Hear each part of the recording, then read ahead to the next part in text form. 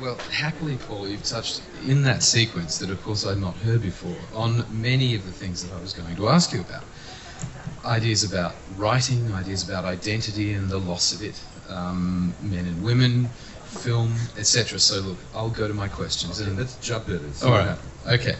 Many of your novels, it seemed to me, centre around notions of identity. Characters trying to discover who they really are, trying to ascertain the identities of people upon whom they're spying, people trying, in some cases, literally to become someone else.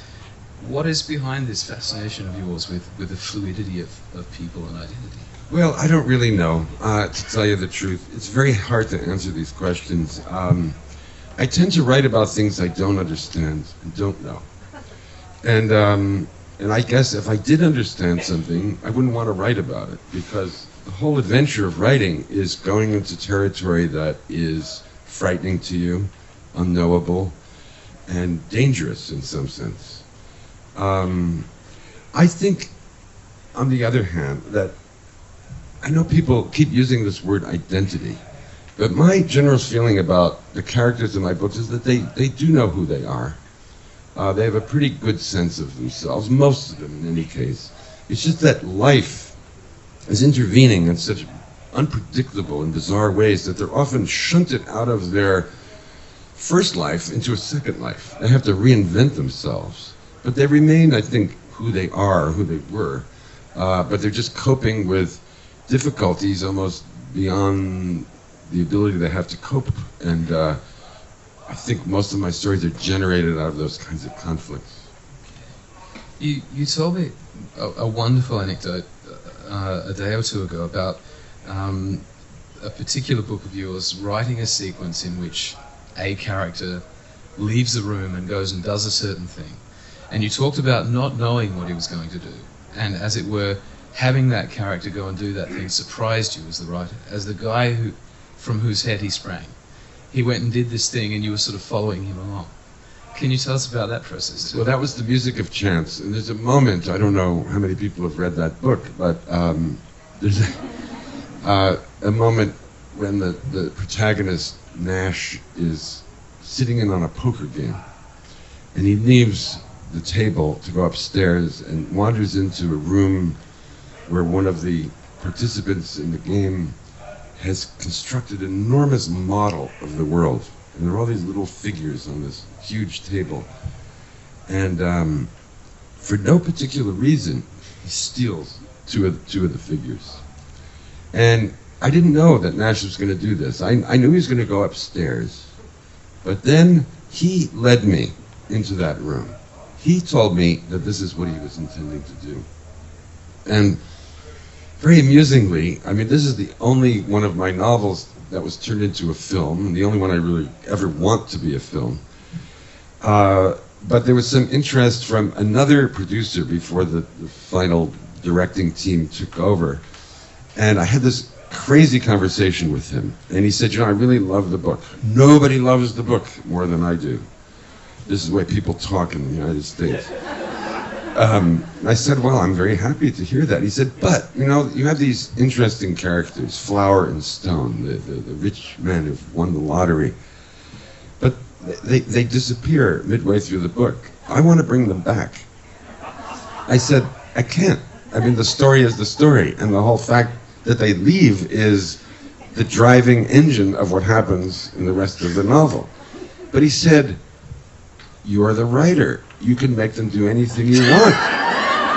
I said, no, I can't. I'm following what they're telling me to do. So it was a very crazy moment. That reminds me of an anecdote Ben Elton told about having one of his books optioned by a producer who said, we love it, Ben.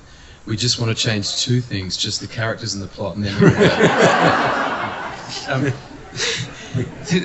The Hollywood thing brings me to another idea about notion of genre. The kinds of books that you tend to write are, in a way, tantalizingly mysterious. They're difficult to classify as anything other than Paul Auster books. And I wonder, A, do you think of them as inhabiting any kinds of understood genres? And B, indeed, would you ever consider writing an out-and-out thriller or detective novel, say? Well, I think in the case of the New York trilogy, only that I flirted with the idea of the detective stories, but in a way that ultimately proves that these are not detective stories in any classical sense of the word.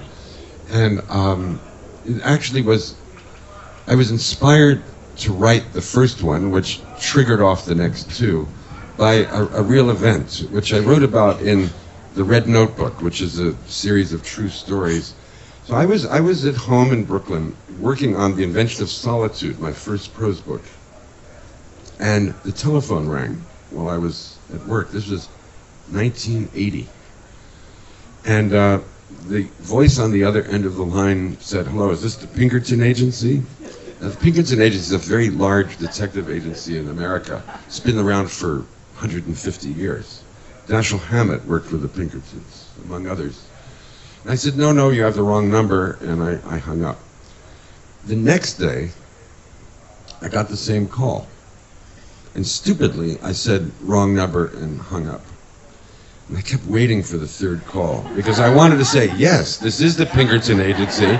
Tell me about the case. Maybe I can help you. And that really was the genesis of City of Glass.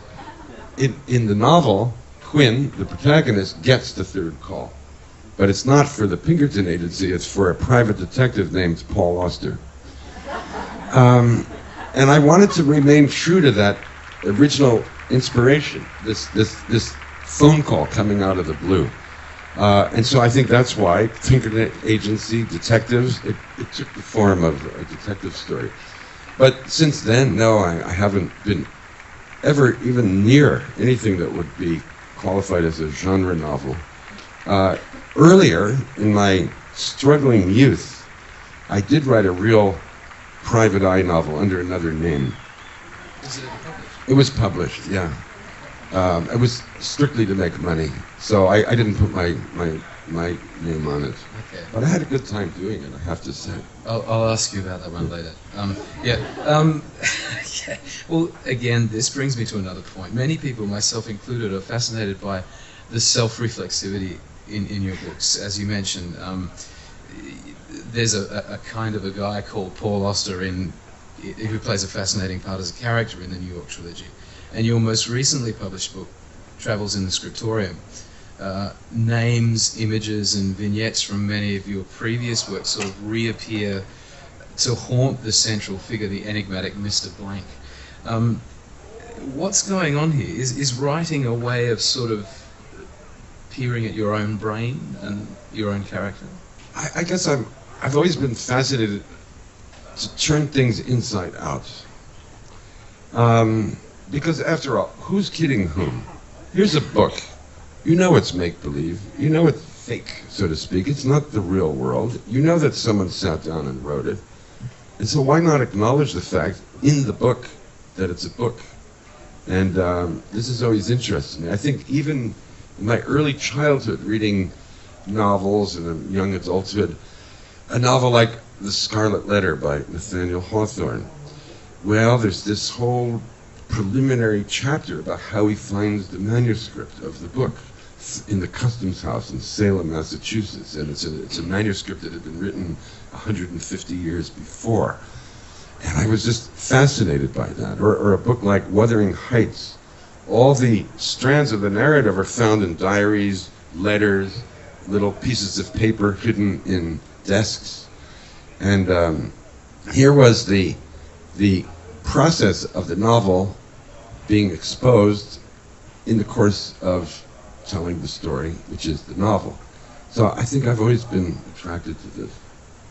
It's a wonderful technique for a reader too, because as one nears the end of Travels in the Scriptorium and a manuscript is indeed sort of discovered, we realize that we're rereading a piece of prose that opened the book itself. So it has this beautiful circularity that I gather.